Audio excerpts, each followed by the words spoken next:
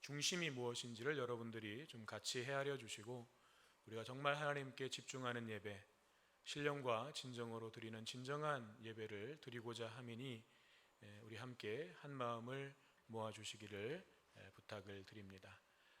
그리고 아마 조금 늦으신 분들은 못 들으셨을 것 같아서 추가적으로 광고를 드리면, 11시에 우리가 바로 교회 소식을 함께 나누기 때문에 그 시간에 이 자리에 함께 없으시면 공유를 하실 수가 없습니다. 주보에 나온 것들은 읽으시면 되지만 추가적으로 말씀드리는 것들은 들으실 수가 없습니다. 그래서 우리가 최소한 10분 전에는 오셔서 기도로 예배를 준비해 주시기를 당부를 드리고, 한 가지 양해를 드릴 것은, 우리 성가대 쪽에 있는 저 피아노 쪽에 있는 그 라인을, 그쪽 좌석을 다음 주부터는 좀 이용하지 않으려고 합니다.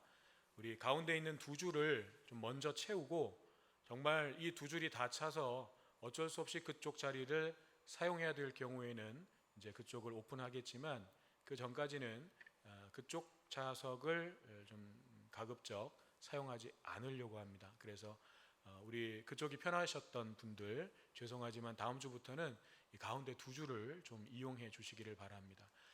가운데 이렇게 기둥이 가려져 있어서 그쪽에서 물론 저가 보이시는 분들도 계시겠지만 예배에 집중하기가 쉽지 않습니다. 그래서 우리가 좀 더 집중된 예배를 드리기 위해서 그렇게 하려는 것이니까 함께 좀 동참해 주시기를 부탁을 드립니다. 할렐루야. 이 시간도 하나님께서 예비하신 은혜가 여러분의 심령 가운데, 삶 가운데 충만하게 임하시기를 주님의 이름으로 축원합니다. 오늘부터 민수기 강해를 시작을 하려고 합니다. 우리가 2016년부터 18년까지 창세기와 출애굽기를 함께 살펴보았었죠. 그런데 이제 그 뒤로 많은 분들이 출애굽기 다음은 언제 하냐라는 말씀을 많이 해주셨고, 저 역시도 시간이 더 늦기 전에 좀 강해를 이어가는 것이 좋겠다라는 생각이 들어서 올해 상반기까지 민수기를 좀 가지고 함께 나누려고 합니다. 예전처럼 구절구절 세세하게 다루다 보면 시간이 길어지겠지만, 이번에는 그렇게 하지 않고 보다 좀 중요한 내용들을 선택적으로 해서 올해 상반기까지 민수기를 좀 마치려고 계획을 하고 있습니다. 시간이 좀 많이 지났기 때문에 창세기, 출애굽기 내용을 이제 좀 가물가물 하실 텐데, 그리고 또 그때 이제 그 내용을 못 들으신 분들도 계실 수 있고, 그렇지만 그것이 민수기를 이해하는데 그렇게 중요한 문제는 아닙니다. 중심이 되는, 성경의 중심이 되는 그 흐름만 알고 있으면 세세한 내용들 다 모르셔도 전혀 문제가 되지 않습니다. 그래서 여러분들이 함께 또 민수기에서 하나님께서 어떤 은혜를 주실지 기대하시면서 말씀에 임해 주시면 좋겠습니다. 자, 그러면 첫 시간이니까 먼저 우리가 성경의 전체적인 흐름을 좀 살펴보고, 민수기가 그 흐름 속에서 어떤 위치에 어디쯤 있는 것인가 하는 것을 먼저 좀 살펴보도록 하겠습니다. 창세기부터 요한계시록까지 성경 전체를 그 이제 흐름이 있어요. 성경에는 흐르는 그 흐름이 있고, 성경을 이루고 있는 중심 뼈대라고도 할 수 있는데, 그것을 5개의 단어로 압축해서 요약해 볼 수 있습니다. 첫째는 창조, 타락, 구원, 재림, 회복. 이 5개의 단어가 성경의 흐름을 설명하는 핵심 키워드라고 할 수 있습니다. 자, 먼저 창조죠. 태초에 하나님이 천지를 창조하셨습니다. 그리고 에덴 동산에서는 하나님과 사람과 자연이 온전한 그 사랑의 관계를 이루면서 살아가고 있었습니다. 이것이 창세기 1장과 2장까지의 내용이죠. 이때까지는 죄도 없었어요. 죄가 없으니까 사망과 죽음도 없었습니다. 그렇지만 창세기 3장에 오면 아담과 하와가 내가 하나님이 되겠다는 그 교만과 욕심으로 선악과를 따먹는 사건이 발생하죠. 타락입니다. 그 결과로 죄가 들어와서 사람을 지배하기 시작했고, 하나님과의 관계가 깨어졌습니다. 그래서 사람은 더 이상 하나님과의 사귐의 대상이 될 수 없었어요. 그 이전까지 사람은 하나님과 사귐의 대상이었어요. 하나님이 사랑을 주시고 사람도 하나님을 사랑하고 그렇게 서로 사랑하는 관계, 그런 사귐의 대상이었단 말이에요. 그런데 이제 더 이상 죄가 들어온 인간은 하나님께 사귐의 대상이 될 수가 없게 되었습니다. 오히려 심판의 대상이 되고 말았습니다. 하지만 하나님께서는 그런 사람을 그냥 내버려 두지 않으셨습니다. 깨어진 그 관계를 회복시키셔서 이전처럼 하나님과의 사귐의 대상으로 만드시기 위해서 구원의 역사를 시작하시죠. 그래서 창세기 3장 이후의 역사는 두 가지가 있습니다. 끊임없이 이어지는 인간의 죄의 역사. 왜냐하면 죄가 인간에게 들어와서 본성이 되어버렸기 때문에 인간의 역사는 죄의 역사라고 할 수 있을 만큼 죄의 역사는 계속해서 반복해서 이어지게 됩니다. 그러나 그것만 흘러가는 것이 아니라 그 죄의 역사 속에서 인간을 구원하시려는 하나님의 구원의 역사가 함께 흘러가게 되는 거죠. 이 하나님의 구원의 역사 속에서 아브라함도 등장하고 이스라엘도 등장하고 모세도 등장하고 다윗도 등장하고 그러다가 예수 그리스도께서 이 땅에 오십니다. 그리고 우리를 위한 하나님의 구원을 완전하게 이루시는 거죠. 그리고 예수님 이후에는 누가 오셨습니까? 성령님께서 우리에게 오셔서 온 세상을 향한 하나님의 그 구원의 역사를 지금도 이루어가고 계십니다. 이것이 창세기 3장 이후에 구약 성경과 신약 성경의 내용이라고 할 수 있는 거죠. 그런데 성경은 이 구원의 역사가 영원히 계속될 것이라고 말씀하지 않습니다. 그게 바로 요한계시록이죠. 예수님께서 이 땅에 다시 오시는 재림이 있다는 거예요. 예수님은 이 땅에 반드시 다시 오시는데 그때에는 심판의 주로 다시 오신다는 거예요. 그래서 이 세상의 모든 죄와 악을 심판하신다는 것입니다. 그리고 그 마지막 심판 이후에는 하나님의 백성들은 영원한 하나님의 나라 새하늘과 새 땅으로 들어가게 되는 것이고 하나님의 백성이 아닌 자들은 영원한 지옥에 던져지게 된다는 것입니다. 이것이 요한계시록 1장부터 20장까지의 내용이에요.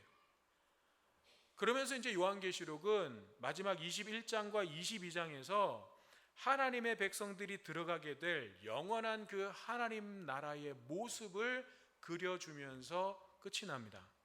하나님께서 창조하셨던 본래의 모습이 완전하게 회복된 모습을 보여주면서 반드시 이렇게 될 거니까, 반드시 하나님께서 말씀하시고 약속하신 이 일들이 이루어질 것이니까 그 소망을 가지고 주님의 오심을 기다리며 준비하라. 이것이 요한계시록 마지막 메시지인 것입니다. 이것이 이 성경 전체를 이루고 있는 흐름이고 또 뼈대라고 할 수 있습니다. 창조, 타락, 구원, 재림, 회복, 이 5가지가 성경의 뼈대입니다. 자, 그러면 우리가 이 강해 시간을 통해서 좀 더 세부적으로 살펴보려고 하는 것은 인간의 타락 이후에 계속해서 이제 이어지고 있는 죄의 역사가 이어지죠. 그런데 그 죄의 역사와 함께 하나님께서 어떻게 구원의 역사를 그 역사 속에서 만들어가고 계시는가, 그리고 하나님의 백성으로 부름받은 우리는 그 역사 속에서 어떻게 하나님의 구원 역사에 동참해야 되는가, 이런 내용들을 우리가 이 강의 시간을 통해서 함께 살펴보려고 하는 것입니다. 자, 하나님의 구원 역사라고 하는 이 흐름은 엄밀하게 따지면 창세기 3장에서 아담과 하와가 범죄했을 때 이미 시작되었습니다. 창세기 3장 21절에 보면 하나님께서 아담과 하와에게 가죽 옷을 지어 입히셨다라고 기록하고 있습니다. 가죽 옷이라고 하는 것은 짐승의 피 흘림, 죽음, 희생이 있어야만 얻을 수 있는 거죠. 그래서 이 가죽 옷은 결국 무엇을 가리키고 있는 거냐면 예수 그리스도의 십자가를 가리키고 있는 것입니다. 그러므로 예수 그리스도를 통해서 이루시려는 하나님의 구원의 역사는 창세기 3장에서 이미 시작된 것과 같은 거죠. 그렇지만 그 구원의 역사가 이제 구체적으로 역사 가운데 시작된 것은 바로 창세기 12장 아브라함에서부터 시작되는 것입니다. 왜냐하면 아브라함을 통해서 이스라엘이 시작되는 것이고 이스라엘을 통해서 예수 그리스도가 오시는 거죠. 그래서 하나님의 구원의 역사가 이 역사 속에 구체적으로 드러나는 것, 그것은 창세기 12장 아브라함부터 시작되는 것입니다. 그러면 아브라함부터 이제 오늘 본문 민수기 이전 바로 앞에 있는 레위기까지는 어떤 흐름으로 이어져 왔는가? 이 흐름의 주제는 하나님의 나라와 하나님의 백성이에요. 아브라함부터 시작해서 지금 민수기 이전까지의 흘러가고 있는 주제, 그 뒤로도 사실은 크게 다르지는 않습니다만 여기까지 흘러온 주제는 하나님의 나라와 그분의 백성이에요. 하나님께서는 이 세상 속에 영원하신 하나님의 나라, 하나님의 통치가 완전하게 이루어지는 그 영원하신 하나님의 나라의 모형을 만들기를 원하셨어요. 그래서 눈에 보이는 가시적인 하나님의 나라, 하나님의 통치가 이루어지는 보이는 하나님의 나라를 이 땅에 세우기를 원하셨습니다. 그리고 그 나라가 세상과 하나님 사이에서 제사장 역할을 하기를 원하셨습니다. 그래서 세상이 하나님께로 돌아오기를 원하셨죠.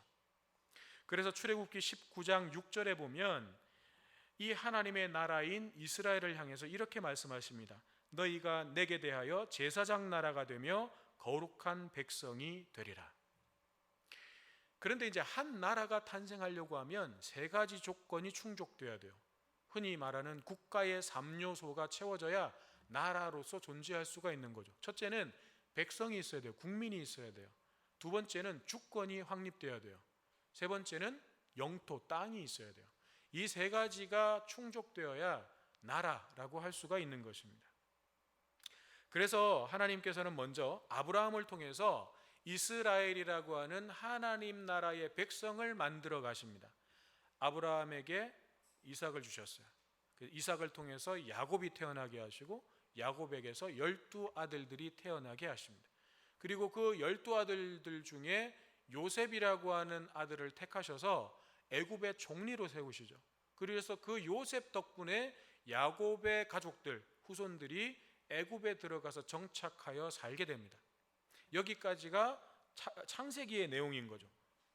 애굽으로 들어가서 살게 되는 내용까지 창세기가 끝나는 거예요. 그 후로부터 이제 약 430년의 시간이 지난 때가 출애굽기의 시작이에요.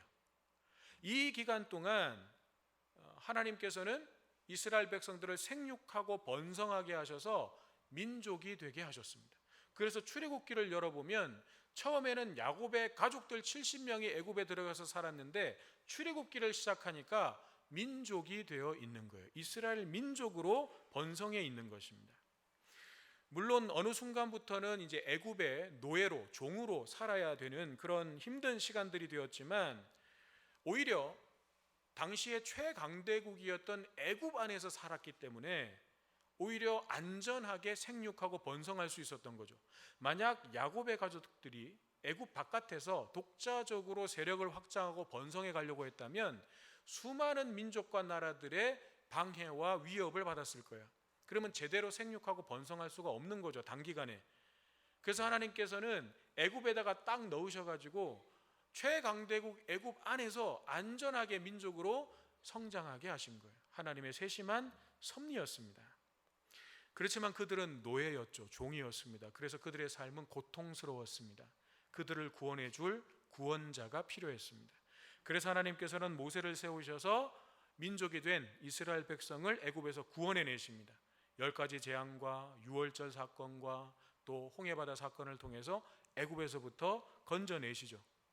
자, 그러면 이제 하나님의 나라를 만들 수 있는 백성이 생긴 거예요. 그러면 이제 땅을 주셔야 되잖아요. 그런데 바로 그 땅을 주시지를 않습니다. 왜냐하면 땅보다 중요한 게 있었기 때문에 그렇습니다. 하나님께 있어서 땅보다 중요한 것은 그 땅에서 하나님의 백성답게 살아가는 삶이었어요. 그래서 하나님께서는 출애굽한 이스라엘 백성들을 시내산으로 먼저 데리고 가십니다. 출애굽해서 가나안 땅으로 직진하면 2주 안에 갈 수 있는 거리입니다. 그렇지만 그렇게 하지 않으시고 시내산으로 데리고 가십니다. 그곳에서 주권을 먼저 확립시키십니다. 여러분, 주권이라고 하는 말이 독립성이라고 하는 의미도 갖고 있지만 본래 주권이라고 하는 말은 국가의 의사를 결정하는 최고 권력을 주권이라고 부르는 것입니다. 대한민국의 주권은 누구에게 있습니까? 국민에게 있어요. 그렇지만 하나님의 나라는 그렇지 않습니다.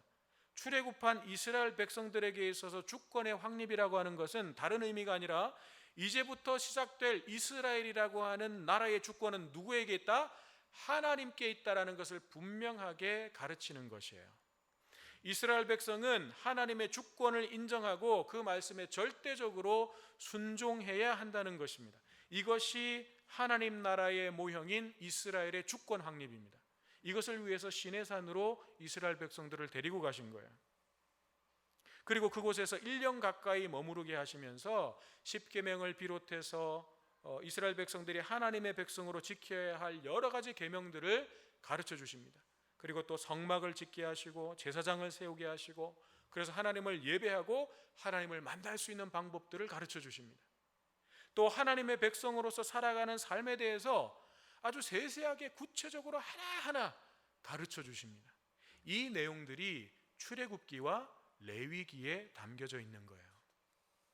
그래서 여러분, 레위기는 성경에서 보면 출애굽기와 구분은 되어 있지만 사실은 레위기는 출애굽기 안에 들어가 있는 부록책, 설명서와 같다라고 생각하시면 돼요. 그러므로 내용적으로 보면 출애굽기의 마지막 내용과 민수기의 첫 내용이 연결되는 거예요. 레위기는 빠져서 출애굽기 안으로 들어가는 거고, 출애굽기에서 바로 레위기로 역사적으로는 그렇게 연결이 되는 것입니다.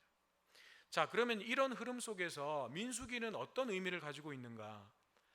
출애굽기의 마지막과 민수기의 첫 부분이 연결된다고 했죠. 그러니까 출애굽기의 마지막 내용이 무엇인지를 우리가 좀 알 필요가 있습니다.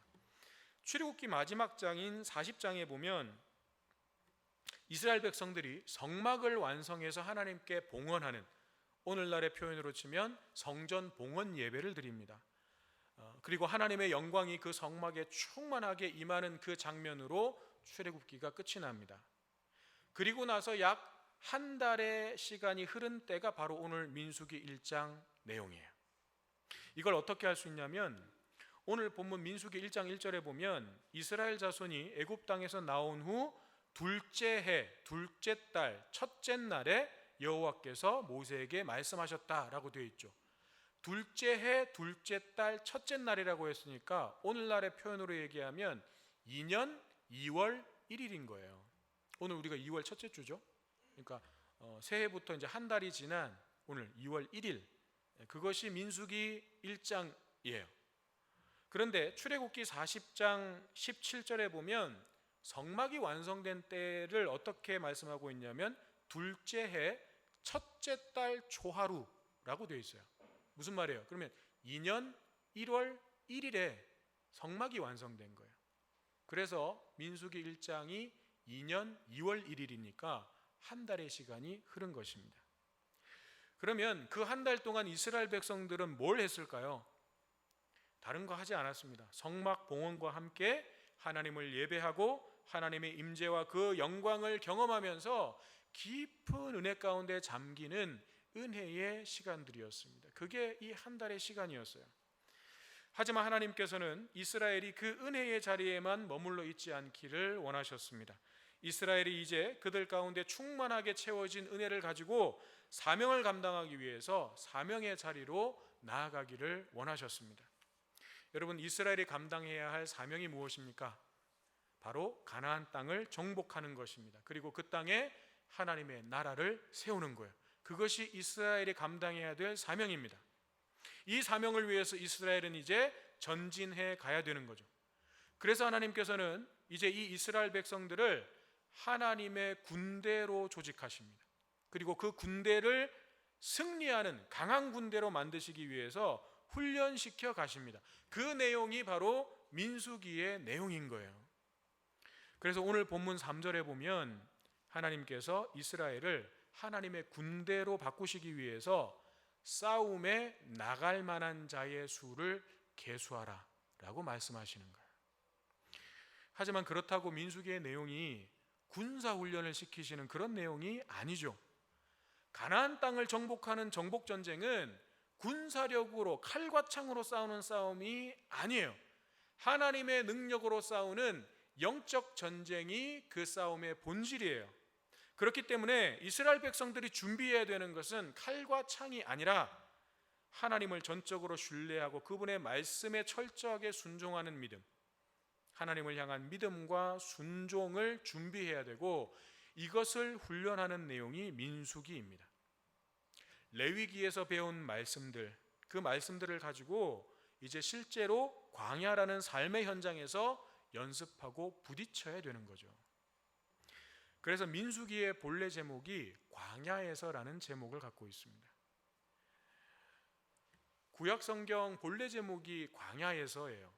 그런데 이것이 구약성경을 헬라어로 번역하면서 백성의 수를 계수한 이 내용을 가지고 민수기, 백성들의 숫자를 세웠다라고 해서 민수기라는 이름이 붙여졌어요. 그 이름이 오늘까지 이제 이어지고 있는 거죠. 그렇지만 본래의 구약성경에서 민수기의 제목은 광야에서라는 제목이었습니다. 그래서 이 광야에서 이스라엘 백성들이 살아갔던, 우리가 흔히 광야 40년이라고 부르는 그 기간 동안의 일들이 민수기에 기록되어 있습니다. 광야는 하나님께서 이스라엘을 가르치시는 학교이기도 했고, 또 하나님의 군대로 훈련시키시는 훈련소이기도 했습니다.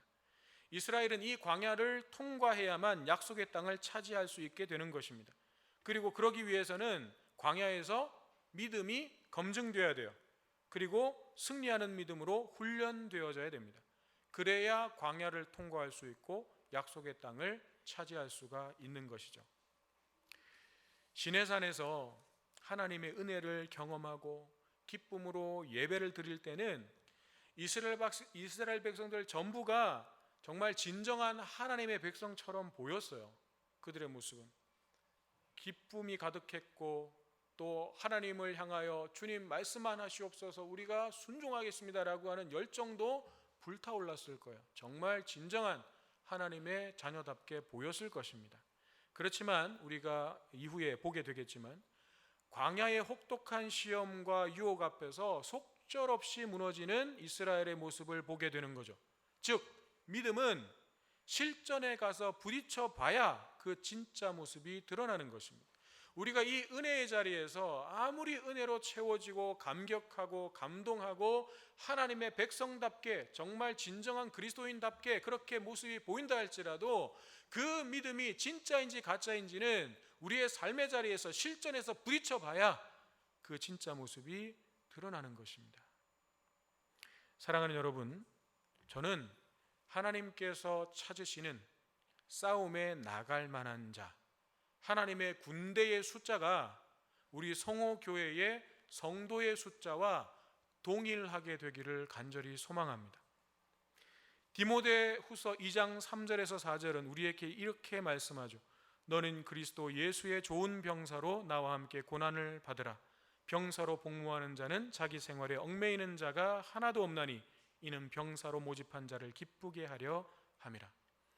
우리가 구원의 방주라고 부르는 이 성호교회를 내 만족과 내 삶의 평안함을 위한 유람선으로 타고 있지 말고 하나님의 군대 그리스도 예수의 좋은 병사로서 내 인격과 성품을 변화시키고 내 삶을 변화시키고 내 가정과 일터를 변화시키는 전투함으로 타게 되기를 소망합니다.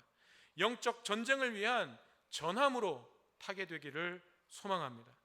그래서 함께 광야를 헤쳐나가고 함께 믿음의 싸움에서 승리하고 함께 약속의 땅을 차지하는 복과 은혜를 누리게 되시기를 주님의 이름으로 축원합니다.